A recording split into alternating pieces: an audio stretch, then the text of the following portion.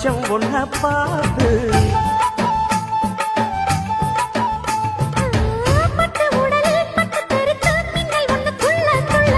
வெக்கம் துடிக்க விளக்கணைக்க ஜன்னல் கண்ணை மூடிக்கொள்ள 10 நாள் கழிச்சு தாண்டி கதவை திறக்கணும்.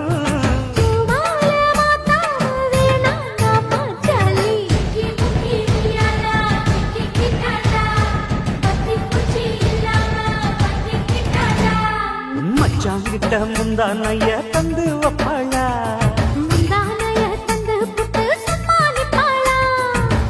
பல நாள் பசி இருக்கு விருந்து வப்பாளா.